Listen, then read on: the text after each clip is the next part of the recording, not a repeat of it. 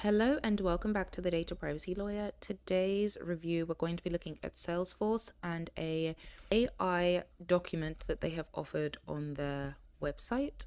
Okay, so this is the Artificial Intelligence Acceptable Use Policy. This was last updated August 5th, 2025.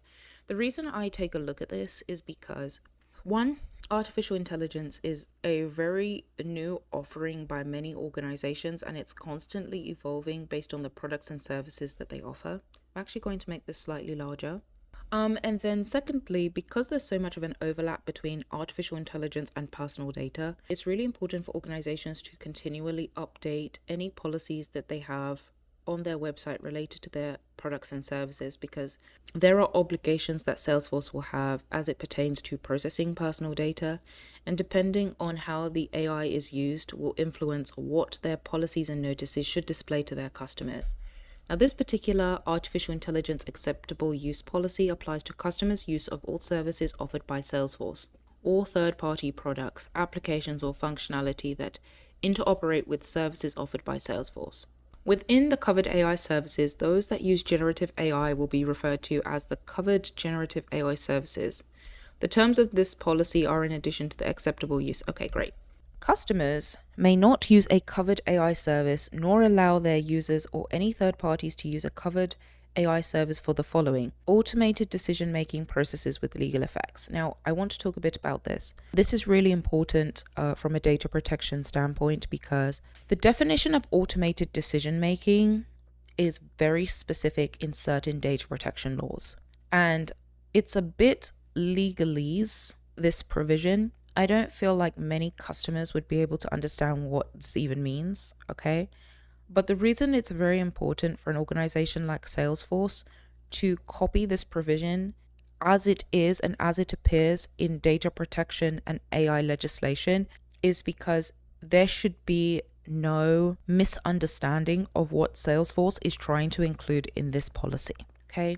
The AI legislation is very, very new. There's some data protection legislation that's also very new.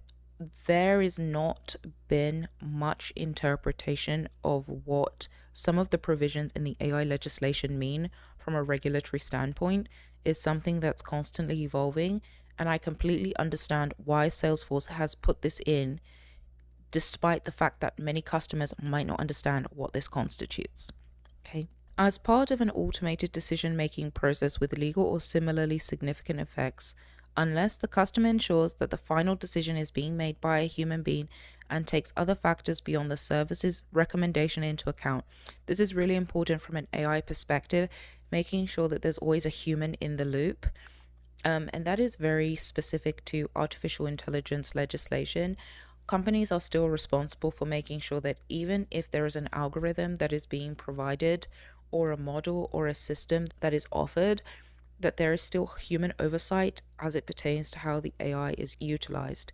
That is the responsibility of the controller, and the controller here is Salesforce Inc. or its affiliates. Generating individualized advice that in the ordinary course of business would be provided by a licensed professional. I definitely feel like the tone of this policy is very much something that is addressed for a legal audience, just because I feel like how a customer is using the artificial intelligence, I'm not entirely sure what offering Salesforce has, but something I would do as a data protection counsel is identify every instance in which this policy is appearing, because a lot of customers are not going to be able to understand what these disallowed usages mean. Unless you are intimately familiar with data protection laws in artificial intelligence, you wouldn't understand what constitutes automated decision-making processes with legal effects and individualized advice from licensed professional. So it may be that in the future, when we have more interpretation for the AI legislation, being able to use more simple language in policies that have an audience of customers that are not sophisticated in generating or providing individualized medical advice, treatment, or diagnoses to a consumer or an end user. For clarity, this section does not limit a customer from using covered AI services for other purposes such as customer support in regulated industries, or to assist a licensed professional where covered AI services were not leveraged in the generation of individual advice. Now, the reason I think it would be valuable for any customer who is going to go into business with Salesforce to hire a data protection lawyer is to be able to understand what these provisions mean. One of the reasons I started this channel is because I want to make data protection legislation and its understanding and compliance more accessible to organizations that may not even realize that the data protection laws apply to them, right? Every country has a specific threshold in which an organization may meet or have obligations under those laws. Just because you're not aware that the data protection laws exist doesn't mean you don't have obligations under the data protection laws, and there could be repercussions for your non-compliance. So making sure that you have a artificial intelligence lawyer or a data protection lawyer to be able to explain what you are signing up for when it comes to working hand in hand with a vendor perhaps or a partner. Now, I don't know where this is displayed. We can see here that the AI use policy applies also to third-party products. If your company is procuring one of these products from Salesforce and you are agreeing to this acceptable use policy, you need to be able to understand exactly what it is that you are agreeing to and make sure that you're able to meet your obligations when it comes to certain disallowed usages and understanding what each of these means so that you're not violating this policy. Use notice. AI technology, including generative AI, will continue to be used in new and innovative ways. Customer is responsible for determining if its use of these technologies is safe.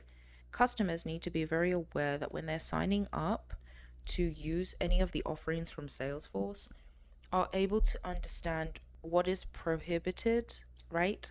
And what each of these means. And you need to have legal counsel to be able to explain what each of these mean, particularly when it comes to emotional and facial recognition. A lot of organizations are trying to use artificial intelligence in very unique and nuanced ways, and being able to understand what you're signing up for when an organization like Salesforce presents you with such an acceptable use policy is going to be beneficial for your organization, not just from a legal compliance standpoint, but also maintaining your own compliance internally. So I really hope you enjoyed this very simple review. Again, a lot of these AI policies overlap with data protection, and we can see that based on what the provisions specifically state when it comes to disallowed usage. And there is an overlap with data protection. You can see here, individualized medical advice, treatment, or diagnoses. This is definitely going to encompass some component of personal data on some level. If your organization is going into business and using Salesforce's tools or services, you need to be able to understand whether or not it's even a tool or service you can use and what is not allowed to be able to configure the AI in a responsible and compliant manner under the law. So I really hope you enjoyed this review. If you are looking for data protection counsel to help you understand the contracts you're signing with your customers, vendors, or partners, have a look at my description below and I would love to speak with you. I'll see you in another review.